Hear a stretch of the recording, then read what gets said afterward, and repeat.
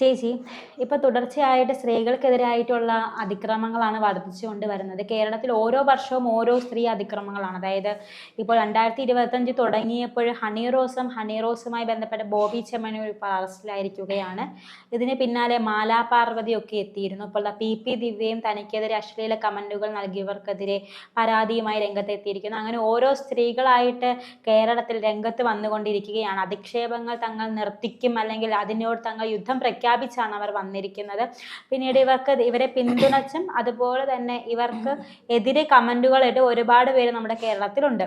ഇപ്പോഴിതാ CPM-ന്റെ ഒരു പ്രധാന സിംഹക്കുട്ടി, അല്ലെങ്കിൽ സംസ്ഥാന അംഗം തന്നെയാണ്, സിംഹക്കുട്ടി എന്നാണ് അവരെ വിശേഷിപ്പിക്കുന്നത്, ചിന്താ ജെറോം പറയുകയാണ്, ഞാൻ ഹണി റോസിന് ഒരു ബിഗ് സല്യൂട്ട് നൽകിയിരിക്കുകയാണ്. കാരണം മറ്റാരും പ്രതികരിച്ച് രംഗത്തെത്തിയിട്ടില്ല. ഹണി റോസ് ആണ് പ്രതികരിച്ച് രംഗത്തെത്തിയിരിക്കുന്നതെന്നാണ് ചിന്താ ജെറോം പറയുന്നത്. അതാണ് അവർ ഒരു ബിഗ് സല്യൂട്ടിലൂടെ ഉദ്ദേശിച്ചത്. കാരണം നേരത്തെ ഒന്നും സ്ത്രീകൾ ഇതുവരെ രംഗത്ത് വരാത്ത രീതിയിലാണ് ചിന്താ ജെറോമിന്റെ സംസാരം. പിന്നെ അതുപോലെ തന്നെ CPM ഇപ്പോഴും ഹണി റോസിന്റെ കൂടെ ഉണ്ടെന്നും ചിന്താ ജെറോം ഉറപ്പിച്ച് പറയും. നമുക്കറിയാം, ചിന്താ ജെറോം ഒരു വാഴക്കുലയിലൂടെ പ്രസിദ്ധയാർജിച്ച ഒരു നടിയേക്കാളും പ്രസിദ്ധയാർജിച്ച ഒരു പാർട്ടിക്കാരിയാണ് ചിന്താ ജെറോം. അപ്പോൾ CPM എന്ന് പറയുന്നത് ഈ സെലിബ്രിറ്റികളോട് മാത്രം നിൽക്കുന്ന ഒരു പാർട്ടിയാണോ? അതായത് സാധാരണ ജനതയും ഇവിടെ ഉണ്ട് എന്ന് CPM വല്ലപ്പോഴും ഒന്ന് മൈൻഡ് ചെയ്തത് നന്നായിരിക്കത്തില്ലേ ചേച്ചി? നന്നായിട്ടുണ്ട്. എന്തായാലും കേരളക്കാരുടെയും കേരളത്തിലെ ചെറുപ്പക്കാരുടെയും മഹാഭാഗ്യമാണ് ചിന്താ ജെറോം ഒന്ന് വായ തുറന്നത്. അല്ലെങ്കിൽ ഏതെങ്കിലുമൊക്കെ പ്രസംഗത്തിന് പോയിട്ട് ഇവിടെ അമ്മമാർ ജിമിക്കും കമ്മൽ ഉപയോഗിക്കുന്നുണ്ടോ, ഇവിടെ ജിമിക്കും കമ്മൽ ഉപയോഗിക്കുന്ന അമ്മമാർ അച്ഛന്മാരുടെ ബ്രാൻഡി എടുത്ത് കുടിക്കുന്നില്ല, എന്നിട്ട് എന്തിനാണ് ഇത്തരം പാട്ടുകളെ നമ്മൾ പ്രോത്സാഹിപ്പിക്കുന്നത്, ഇവിടെ സെൽഫിയുടെ രാഷ്ട്രീയമാണ്, ഇവിടെ പൊതിച്ചോറിന്റെ രാഷ്ട്രീയമാണ്, ഇതൊക്കെ തന്നെയാണ് ഇവര് കുറെ നാളുകൊണ്ട് പറഞ്ഞുകൊണ്ടിരുന്നത്.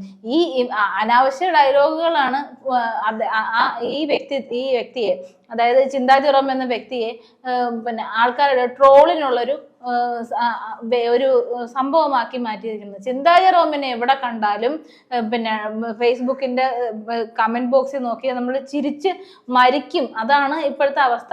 അത് എന്താ പറയാ, സാധാരണഗതിയിൽ എല്ലാ കാര്യത്തിനും വന്ന് ചീത്ത പറയുന്ന കമന്റോളികൾ ഒരു പ്രത്യേക വാക്കുണ്ട്. അങ്ങനത്തെ വാക്കുകളൊക്കെ ഇപ്പൊ അങ്ങനത്തെ ആളുകളല്ല. ചിന്താ ജെറോമിന്റെ പോസ്റ്റിന് താഴെ കമന്റ് ഇടുന്നത് സാധാരണക്കാർ തന്നെയാണ്. കാരണം ഇവരുടെ ഈ സംസാരം കേൾക്കുമ്പോൾ എന്നും ആൾക്കാർക്ക് ചിരിയാണ്. എന്തായാലും ഒരു കാര്യത്തിൽ വളരെ സന്തോഷമുണ്ട്, ഇങ്ങനെ ഒരു സംഭവത്തിലെങ്കിലും ആശാനൊന്നും ഈ ചിന്താ ജെറോം വാ തുറന്നല്ലോ എന്നൊരു. കാരണം യുവജനക്ഷേമത്തിന് വേണ്ടി പിന്നെ ജീവിതം ത്യജിച്ച ഒരു വനിതാ നേതാവ് മാസം 1 ലക്ഷം രൂപ ശമ്പളവും വാങ്ങിച്ചിട്ട് ആ കസേരയിൽ കുത്തിയിരുന്ന് എന്താണ് ചെയ്യുന്നത്, ഞാനല്ല കേട്ടോ, എന്താണ് ചെയ്യുന്നതെന്ന് നാട്ടുകാർ മൊത്തം ചോദിക്കുന്നുണ്ട്. അപ്പൊ ഈ ഒരു അവസരത്തിൽ ഇങ്ങനെ ഒരു നടിയുടെ ഇപ്പം പിണറായി എന്തോ പറയുന്നത് അത് നോക്കിക്കൊണ്ടിരുന്നിട്ട് അതിന് ഇങ്ങനെ റിപ്പീറ്റ് ചെയ്യുക എന്നുള്ളതല്ലാതെ വേറെ അലിബാബയും 40 കള്ളന്മാരും എന്നുള്ളൊരു പണ്ടത്തെ ഒരു കഥയുണ്ടല്ലോ, അതാണല്ലേ പിണറായിയുടെ കൂട്ടരും എന്ന് നമുക്കിപ്പോ പറയേണ്ടി വരും. കാരണം പിണറായി ഇപ്പം വേറെ എത്രയോ സ്ത്രീകളെ കുറിച്ച് പിണറായി വിളിച്ച് ഐക്യദാർഢ്യം പ്രഖ്യാപിക്കും, പിന്തുണ പ്രഖ്യാപിക്കും, അല്ലെങ്കിൽ ഒരു സപ്പോർട്ട് കൊടുക്കാതിരിക്കാൻ ചെയ്യുമ്പോഴത്തേക്കും ഹണി റോസിനെ വിളിച്ചിട്ട് പിണറായി സപ്പോർട്ട് ചെയ്യാത്തവരെ ചിന്താ ജെറോം സപ്പോർട്ട് ചെയ്തിട്ടില്ല, പിണറായി സപ്പോർട്ട് ചെയ്തവരെ ചിന്താ ജെറോം സപ്പോർട്ട് ചെയ്യുന്നു. അതിനകത്ത് അപ്പൊ പിണറായിയുടെ ഒരു പെൺപതിപ്പായിട്ട് മാറാനുള്ള ഒരു ശ്രമമാണ് അതുകൊണ്ടാണ് ഇങ്ങനെ ഈ പ്രസംഗത്തിന് ഭയങ്കരമായിട്ട് പ്രസംഗം കേട്ടോ. കഴിഞ്ഞ ദിവസം വേറൊരു കോമഡി എന്ന് പറഞ്ഞു കഴിഞ്ഞാൽ കലോത്സവം ഇന്നലെ കഴിഞ്ഞു. കലോത്സവത്തിന് മിമിക്രിയിലൊക്കെ ചിന്താ ജെറോമിന്റെ സെൽഫി രാഷ്ട്രീയവും മറ്റെന്താണ് ജിമിക്കി കമൽ ഇതിനെ കുറിച്ചൊക്കെ പറയുന്നുണ്ടായിരുന്നു. ഒരു കൊച്ചു ഇത്ര ഒരു 10 വയസ്സൊക്കെ ഉണ്ടാവുള്ളൂ, ആ പയ്യൻ നിന്ന് പറയാണ്, ആരാണ് ഇവിടെ എത്ര വീട്ടമ്മമാരാണ് ഇവിടെ ജിമിക്കി കമ്മൽ ഉപയോഗിക്കുന്നത്, ജിമിക്കി കമ്മൽ ഉപയോഗിക്കുന്ന എല്ലാ അമ്മമാരും അച്ഛന്മാരുടെ ബ്രാൻഡി എടുത്ത് കുടിക്കുന്നുണ്ടോ, എന്നിട്ട് ഇവരുടെ സൗണ്ടിൽ നിന്ന് പറയാണ്. ആൾക്കാരത് കട്ട് ചെയ്യുന്നില്ല. ഇവരെ കുറിച്ച് പറയുന്നത് അവരുടെ അതേ സൗണ്ടിൽ പറയുന്നത് കേൾക്കാൻ വേണ്ടിയിട്ട് ആൾക്കാർ താല്പര്യമാണ്. കാരണം ഈ പുള്ളിക്കാരുടെ ഒരു പ്രത്യേകത എന്ന് പറഞ്ഞു കഴിഞ്ഞാൽ ഇങ്ങനെ വായി തോന്നുന്നതൊക്കെ വിളിച്ച് പറയുന്നത്. നമ്മളിപ്പം ചർച്ച ചെയ്യുമ്പോഴത്തേക്ക് അവരുടെ വിഷയം കയറി വരുന്നത് കൊണ്ടാണ്, അല്ലെങ്കിൽ നമ്മൾ അവരുടെ പേര് പറയേണ്ട കാര്യമില്ല. കാരണം ഇത്രയും ആൾക്കാർ ഇപ്പൊ തന്നെ നോക്കിക്കോ, എന്ത് വിഷയം ഉണ്ടെങ്കിലും ഇവർ കയറി പ്രതികരിച്ചു കഴിഞ്ഞാൽ ആ വിഷയം പിന്നീട് വൈറലാവുകയാണ്. ചിന്താ ജെറോമിനെ വിഷയം വൈറലാക്കാൻ ചിന്താ പിന്നെ ജെറോമിനെ കഴിഞ്ഞേ കൊണ്ടുവന്നാൽ ഉള്ളൂ. മതി അതെ അല്ലേ? അതെ ചിന്താ ജെറോമിനെ കൊണ്ടുവന്നാൽ സംഭവം ജോറാകും എന്നുള്ളൊരു പൊതുവെ ഒരു സംസാരം തന്നെ ഉണ്ട്. അപ്പം ഇപ്പം എവിടെ പരിപാടി അവതരിപ്പിച്ചാലും ഇതാണല്ലോ സ്ഥിതി എന്നുള്ളൊരു ഡയലോഗ് ഉണ്ടല്ലോ, അതാണ് ചിന്താ ജെറോമിൻ. ചിന്താ എന്ത് പറഞ്ഞാലും അത് അവസാനം കോമഡിയിലോട്ട് ചെന്ന് കലാശിക്കുകയാണ്. ഇനിയിപ്പം ഹണി റോസിന്റെ ഇത്രയും സീരിയസ് ആയിട്ടുള്ള വിഷയമാണ്, ആ വിഷയത്തിൽ പോലും ഇനി എന്താവും, ഇവരിനി ഇടപെട്ടത് കൊണ്ട് ചിലപ്പോൾ കോമഡി ആവാൻ സാധ്യതയുണ്ട്. അതിന്റെ എനിക്ക് തോന്നുന്നു ഇനി അടിക്കടി കുറച്ച് പ്രസംഗങ്ങളൊക്കെ നടത്തുമായിരിക്കും. ഹണി റോസുമായി ബന്ധപ്പെട്ട ലൈംഗികാധികം ബോബി ചെമ്മണ്ണൂരിനെ വിടാതെ പിന്തുടരുന്നത് ഇനി ഈ ചിന്താ ജെറോം ആയിരിക്കും. പിണറായി പറഞ്ഞാൽ മാത്രമേ ഇനി ചിന്താ ജെറോം വായടച്ച് മിണ്ടാതിരിക്കുള്ളൂ എന്ന് എനിക്ക് തോന്നുന്നത്. അത് പിണറായി പറയത്തില്ല. ഇടയ്ക്കിടയ്ക്ക് ഈ ഇടതുപക്ഷം പിന്നെ CPM എന്നൊക്കെ വീണ്ടും വീണ്ടും ആൾക്കാർ കേൾക്കുമ്പോൾ ആ ഒരു വാക്ക് മനസ്സിൽ ഉറയ്ക്കുമല്ലോ, അതിന് വേണ്ടിയിട്ടാണ് ഈ ചിന്താ ജെറോമിനെ ഇറക്കിയിരിക്കണമെന്ന്. കാരണം ആൾക്കാർ ഏത് പാർട്ടി എന്ന് ചോദിക്കുമ്പോൾ ഇടതുപക്ഷത്തിലെ അല്ലെങ്കിൽ CPM-ലെ ഒരു നേതാവാണ് ചിന്താ ജെറോം എന്ന് പറയുമ്പോൾ CPM എന്നുള്ള വാക്ക് വീണ്ടും വരുന്നു, ചിന്താ ജെറോം എന്നുള്ള വാക്ക് വീണ്ടും വരുന്നു. ഏത് സർക്കാർ? പിണറായി സർക്കാർ. അപ്പൊ ഇങ്ങനെ ഒരു പേരിങ്ങനെ റിപ്പീറ്റ് കേൾക്കുമ്പോഴത്തേക്ക് ആൾക്കാരുടെ മനസ്സിൽ ആ സാധനങ്ങളൊക്കെ ഉറയ്ക്കാൻ വേണ്ടി ഈ നെഗറ്റീവ് ക്യാമ്പയിന്റെ ഭാഗമായിട്ടായിരിക്കും ചിന്താ ജെറോമിനെ ഇവർ ഇറക്കിയിരിക്കുന്നതാണ്. പക്ഷെ ഇത് തിരിച്ചറിയാനുള്ള ബോധം ഈ പറയുന്നവർക്ക് വേണം. ഞാൻ പേരെടുത്ത് പറയുന്നില്ല. നമ്മളെ ഉപയോഗിക്കുകയാണ്, അല്ലെങ്കിൽ നമ്മളെ വെച്ചിട്ട് അവർ പരിഹാസം ചെയ്യുകയാണെന്നുണ്ടെങ്കിൽ നമ്മൾ അതിന് മുതിരാതിരിക്കുകയാണ് നമ്മുടെ ആരോഗ്യത്തിനും നമ്മുടെ മാനത്തിനും നല്ലത്.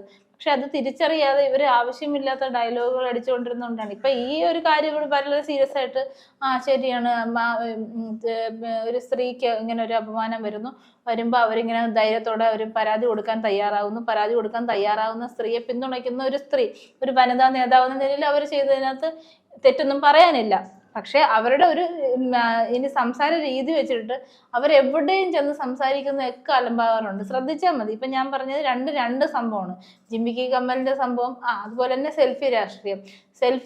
സെൽഫിക്ക് ഒരു രാഷ്ട്രീയം ഉണ്ടെന്നൊക്കെ പറഞ്ഞുകൊണ്ടാണ് അവർ പറഞ്ഞത്. അതെ, സെൽഫി ഉപയോഗിക്കരുത്, സെൽഫി കൊള്ളില്ല എന്ന് വരെ ആ ഒരു പ്രസംഗത്തിൽ പറഞ്ഞു. അത് കഴിഞ്ഞിട്ട് അദ്ദേഹം അവർ തന്നെ സെൽഫി എടുക്കുന്നതിന്റെ സമൂഹ മാധ്യമങ്ങളിൽ വളരെ വലിയ രീതിയിൽ പ്രചരിച്ചിട്ടുണ്ടായിരുന്നു. അതെ, ഫ്ലവേഴ്സിന്റെ ഒരു ഷോ ഉണ്ടല്ലോ, അതായത് 24 ഹാഷ്മി താജ് നടത്തുന്ന ഒരു പ്രോഗ്രാം ഉണ്ടായിരുന്നു. അപ്പോൾ ചിന്താ ജെറോമിനെ വിളിച്ചിരുത്തിയിട്ട് ചിന്താ ജെറോമിന്റെ സെൽഫി രാഷ്ട്രീയത്തിന്റെ ഒരു പ്രസംഗത്തിന്റെ ആദ്യ വീഡിയോ ക്ലിപ്പ് ഈ ഹാഷ്മി താജ് കാണിച്ചു കൊടുത്തു. അപ്പോൾ ഹാഷ്മി താജ് അവിടെ ചോദിക്കുന്നുണ്ട്, മിസ് ചിന്ത, നിങ്ങൾ സെൽഫി എടുക്കില്ലേ, പിന്നെ എന്തുകൊണ്ടാണ് പൊതുജനങ്ങളെ സെൽഫി എടുക്കുന്നതിൽ നിന്ന് നിങ്ങൾ തടയുന്നത്? അത് പറയാനുള്ള അവകാശം നിങ്ങൾക്കുണ്ടോ? അപ്പോൾ ചിന്തയ്ക്ക് ഒന്നും പറയാനില്ലായിരുന്നു. അപ്പോൾ നമുക്ക് മനസ്സിലാകാം ചിന്ത എത്രത്തോളമാണ് അവിടെ പൊതുജനങ്ങൾക്ക് വിവരവും വിവേകവും എല്ലാം പറഞ്ഞു കൊടുക്കുന്നത് എന്ന് നമുക്ക് മനസ്സിലാക്കാൻ സാധിക്കുമല്ലോ. അവരുടെ പല കാര്യങ്ങളും ഇതുപോലെ അവർ വേറൊന്ന് പറയും, വേറൊന്ന് പ്രവർത്തി, അങ്ങനെയാണ് ഒരു സംഭവം. അതുപോലെ തന്നെ പൊതിച്ചോറിന്റെ രാഷ്ട്രീയം എന്ന് പറഞ്ഞുകൊണ്ട് ഒരു സംഭവം പറഞ്ഞിട്ടുണ്ടായിരുന്നു. ക്യാമ്പസുകളിലുള്ള പൊതിച്ചോറിന്റെ രാഷ്ട്രീയമാണ്. എന്തിനാണ് എല്ലാത്തിനെയും രാഷ്ട്രീയവൽക്കരിക്കുന്നതെന്ന് മനസ്സിലാകുന്നില്ല. അവർ പറയുന്നതിൽ അവർക്കൊരു രാഷ്ട്രീയം ഉണ്ടാകാം. നമുക്ക് ഓരോരുത്തർക്കും നമ്മുടേതായിട്ടുള്ള ഓരോ കാര്യത്തിലും ഈ പാർട്ടിയിൽ മാത്രമല്ലല്ലോ രാഷ്ട്രീയം, പലതിലും അവനവന്റെ രാഷ്ട്രീയങ്ങളുണ്ട്. ചിന്താഗതിയിൽ നമ്മുടെ സ്വന്തമായിട്ടുള്ള ഒരു കാര്യങ്ങളൊക്കെ ഉണ്ട്. ഇവർ ഈ ക്യാമ്പസിനകത്ത് എന്തിനീ രാഷ്ട്രീയം കുത്തിക്കയറ്റാൻ ശ്രമിക്കുന്നു എന്നുള്ളതാണ്. എങ്ങനെയെങ്കിലും എവിടെയെങ്കിലും പേര് വരാൻ വേണ്ടിയിട്ട് പിന്നെ രാഷ്ട്രീയം പറയുക എന്നുള്ളത് മനസ്സിലായോ? പേര് വരാൻ വേണ്ടിയിട്ട് രാഷ്ട്രീയത്തെ ഉപയോഗപ്പെടുത്തുക എന്നുള്ളതാണ്.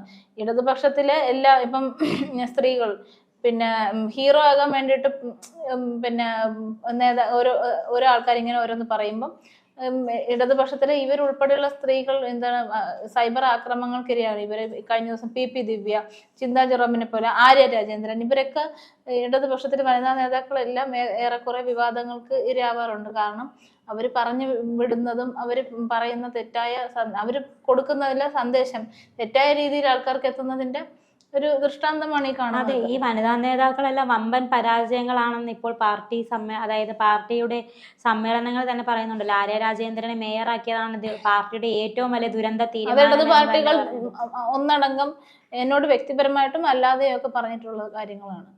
അപ്പം രാഷ്ട്രീയത്തിൽ നിൽക്കുമ്പോൾ അവനവൻ്റെ ചിന്താഗതിയും ബുദ്ധിയും കുറച്ചുകൂടി സാധാരണക്കാരെ പോലെയല്ല നമ്മൾ എന്ന് ആലോചിച്ച് ഒന്ന് സംസാരിക്കുന്നത് അവർക്കും കൂടെ കുറച്ചുകൂടെ നല്ലതായിരിക്കും. ഇപ്പൊ പിന്തുണച്ചതിന് എന്തായാലും സന്തോഷം.